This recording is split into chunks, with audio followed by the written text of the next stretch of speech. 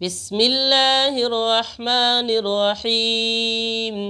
تختی نمبر 26 علامات وقف۔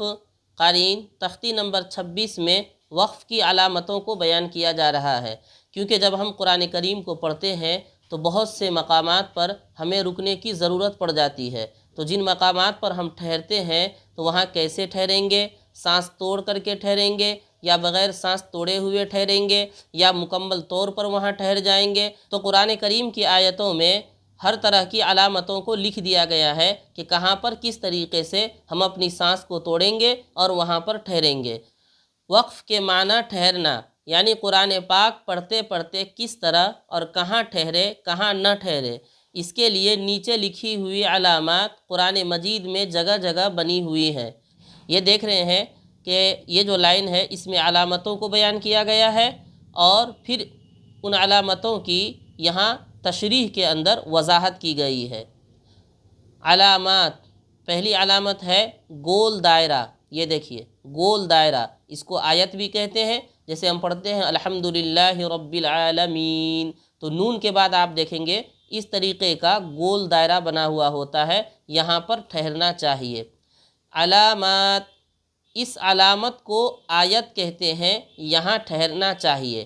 تو یہاں ایک بات معلوم ہو گئی کہ اگر اس طرح کا گول دائرہ بنا ہوا ہو کسی آیت کے پاس تو ہمیں وہاں پر ٹھہرنا چاہیے۔ تو وقف مطلق کی علامت ہے، اس پر ٹھہرنا چاہیے۔ جیم، یہاں ٹھہرنا بہتر ہے اور نہ ٹھہرنا بھی جائز ہے، یعنی دونوں صورتیں ہمارے لیے درست ہے، چاہے تو ٹھہرے اور چاہے تو نہ ٹھہرے، لیکن ٹھہرنا بہتر ہے۔ زا، یہاں نہ ٹھہرنا بہتر ہے، یعنی اگر کسی آیت کے بیچ میں زا لکھا ہوا ہو تو وہاں نہ ٹھہریں۔ صاد، یہاں ملا کر پڑھنا چاہیے، لیکن اگر کوئی تھک کر ٹھہر جائے تو رخصت ہے۔ کہہ رہے ہیں اگر کسی آیت میں صاد لکھا ہوا ہو تو ٹھہرنا نہیں چاہیے بلکہ ملا کر پڑھنا چاہیے، لیکن اگر کوئی آدمی تھک جائے یعنی اس کی سانس ٹوٹنے لگے تو اس کی رخصت ہے، وہ ٹھہر سکتا ہے۔ صلا، یہاں ملا کر پڑھنا چاہیے۔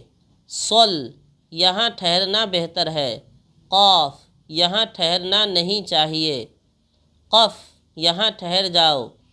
5، یہ 5 لکھا ہوا ہے، کہہ رہے ہیں یہ آیت کوفی ہے، مثل آیت کے حکم کے ہے، یعنی جیسے آیت پر ٹھہرنا چاہیے اسی طریقے سے اگر کسی جگہ 5 لکھا ہوا ہو تو یہ آیت کے مثل ہے، اس لیے یہاں ٹھہر سکتے ہیں۔ میم، یہ وقف لازم کی علامت ہے، اس پر ضرور ٹھہرنا چاہیے۔ سین یا سکتہ، یہاں کسی قدر ٹھہرنا چاہیے مگر سانس نہ ٹوٹنے پائے، تو سین یا سکتہ میں ٹھہرتے ہیں لیکن سانس کو توڑے بغیر۔ وقفہ، یہاں سکتے کی نسبت زیادہ ٹھہرنا چاہیے اور سانس بھی نہ توڑے، تو سکتہ اور وقفہ دونوں جگہ ٹھہرنا چاہیے، لیکن دونوں میں سے کہیں بھی سانس نہ ٹوٹنے پائے۔ البتہ دونوں کے ٹھہرنے میں فرق یہ ہے کہ سکتہ میں کم ٹھہرتے ہیں اور وقفہ میں سکتے کی بنسبت زیادہ ٹھہرتے ہیں۔ لا، یہ علامت کہیں آیت پر ہوتی ہے، یہاں ٹھہرے یا نہ ٹھہرے مطلب نہیں بگڑتا، اور جہاں عبارت کے درمیان لا ہو وہاں نہ ٹھہرے ورنہ مطلب بگڑ جائے گا۔ کاف، مطلب یہ ہے کہ پچھلی آیت میں جو علامت آ چکی ہے وہی یہاں بھی ہے۔ مع، مطلب یہ ہے کہ یہاں 3 جملوں میں سے جن 2 کو چاہو ملا کر پڑھو۔